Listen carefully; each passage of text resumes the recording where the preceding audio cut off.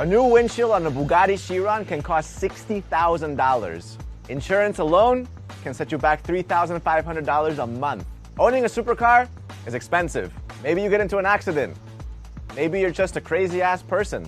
Even if you drive around like a granny, prepare your wallet. Everybody always talks about general price tags with supercars and hypercars, but nobody ever talks about the dark side, maintaining them. Everything from insurance to servicing to repairs, it's not as simple as just saving up for your dream car. You better buckle up because the hidden costs are coming. Anyway, so today we're doing a rough list of the top 5 most expensive cars to maintain, more or less. You know, I'm not like a Pagani mechanic or a Bugatti specialist. I do my best. To be honest, to find information on this stuff is incredibly difficult. There's not a single list out there that talks about this online. Nothing. I mean, some people, they talk about BMWs, they talk about Mercedes, but I want to get into the juicy stuff, you know? I want to get into like the exotic hypercars, the Paganis, all that stuff. So I straight up called some billionaires and supercar owners, checked some online experiences and some investigating, and to be honest, the numbers are pretty surprising. Also, quick side note, I don't want to include like older cars. I want to stick to newer cars because we were in Germany filming a $300 million Mercedes.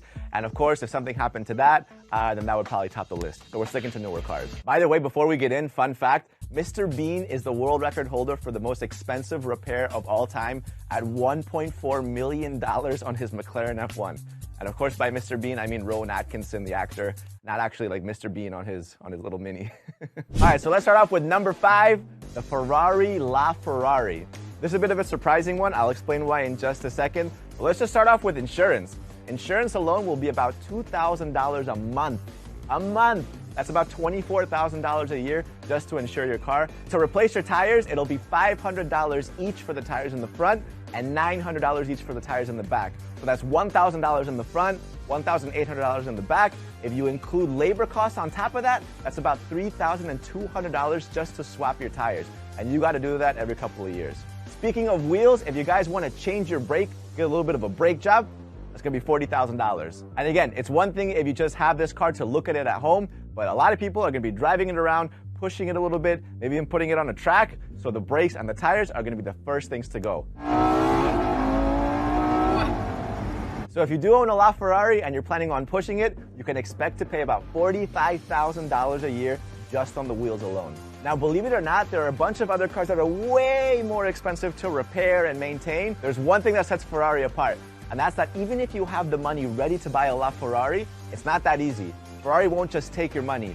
In fact, you have to own a minimum of 5 other Ferraris just to even apply to potentially buy the LaFerrari, which is freaking crazy. If you think about it, how much a Ferrari costs more or less, they're pretty much asking you to have spent an extra $1 million before even applying to get a LaFerrari. Anyways, nowadays you can skip all of that and just buy it directly from the secondhand market, but it's gonna cost you a lot more money than the original. So good luck.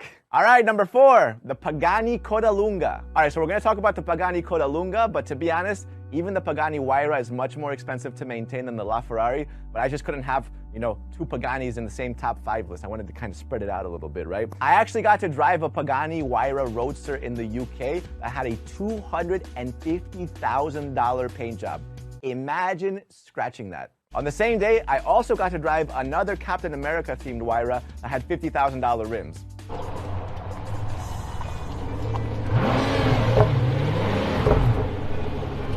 I mean, imagine creeping up to a McDonald's drive-thru in one of these Paganis with those tall-ass curbs that they have. I panic even driving my SUV through those drive-thrus. But again, right now we've been talking about the Pagani Huayra. The Codalunga just came out, and that's a much, much more expensive car. The Pagani Huayra is about $2.5 million. The Codalunga is around $7.4 million. So imagine how much more expensive everything is. Because it's a newer car, we don't have that kind of access to the information yet. It will come out later, but pretty wild. Every single bolt that you see on the car costs $80.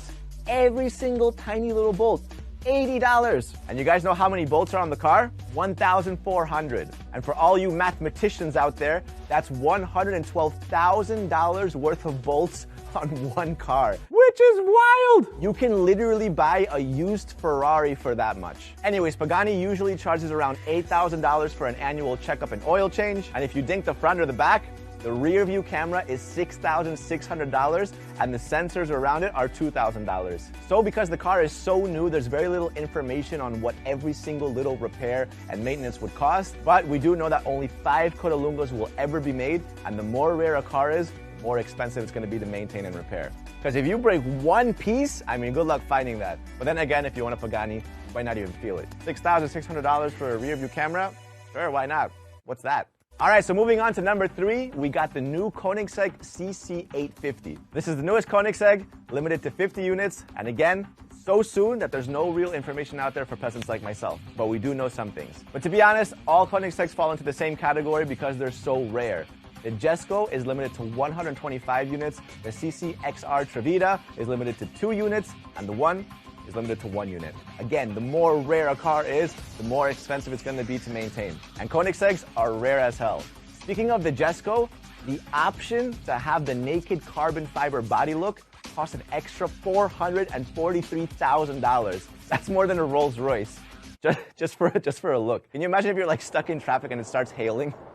It just hail starts falling on your $443,000 body look. Moving on, if you want to get the carbon wheels with the Michelin Cup 2R tires, that'll be an extra $110,700. Obviously, these have to be replaced every couple of years, especially if you're taking it to the track. Don't get me wrong, you can dumb it down and get much cheaper tires. There's tires out there for like $5,000, maybe $2,000. But if you're a rich-ass person and you want the best of the best, $110,700. Lastly, annual service, just a very, very basic service, will be about $8,000 to $10,000. All right, moving on, we got number 2, the Bugatti Veyron, the Bugatti Chiron, and the Bugatti Chiron Supersport. Yes, the costs are a little bit different, but the costs are shocking. So Bugatti in general recommends an oil change once a year. And for a Bugatti Veyron, it costs $25,000 for an oil and fluid change. That's because it has 16 different drain plugs compared to just one in a normal car. 10, 11, 12, 13, 14, 15, 16. They literally need to fly out a Bugatti technician over to you to show your mechanic how to do it, and they need to remove the rear wheels and the brakes and some extra lining underneath the car just to access the drain plugs. Moving on a Bugatti Chiron, if your windshield cracks, $60,000. The thing is that these cars, they can drive like 400, 500 kilometers an hour. So at that speed, if there's a little pebble on the road, breaks your windshield, yeah, that's gonna be $60,000 just to repair. The wheels and the tires themselves are also bonkers. I drove the Bugatti Supersport on a track, and the tires I was using cost $15,000. I mean, they're literally meant to handle 500 kilometers an hour, right? Yes, you can find tires for like less, for maybe $8,000 or $2,000, but you can also go way higher. I mean, there's tires that you can put on the Bugatti for $40,000. Don't forget, the reason for this is basically because they built a machine that they want you to drive in optimum conditions. If you're crazy enough to want to drive your car at 400 kilometers an hour, everything better be perfect. Speaking of the wheels, the Bugatti Chiron also has massive brakes, and for the entire set, it'll cost $118,000 to replace. That includes all 4 discs, the pads, and the calipers. So you're also meant to replace the turbochargers on your Chiron every 4 years for $26,000. Every 5 years, Bugatti also recommends you to replace the entire fuel tank. That's $44,000. And again, because you literally have a specialist flying out from France to help repair this, the labor costs are through the roof. For example, the camshaft adjusters might be $800 a piece, but to fix them will be $21,000 worth of labor.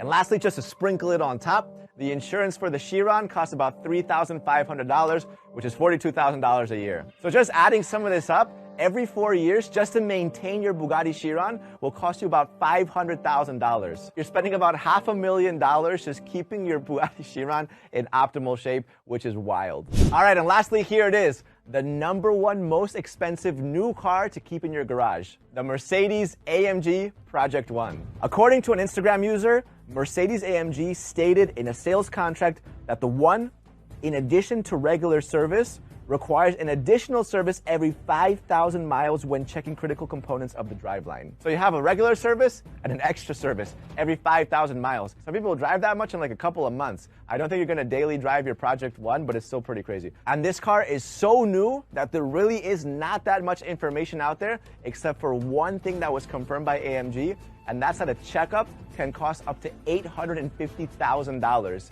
Again, this was confirmed by AMG, and when I spoke to some of these billionaires and supercar collectors, they were saying the same thing.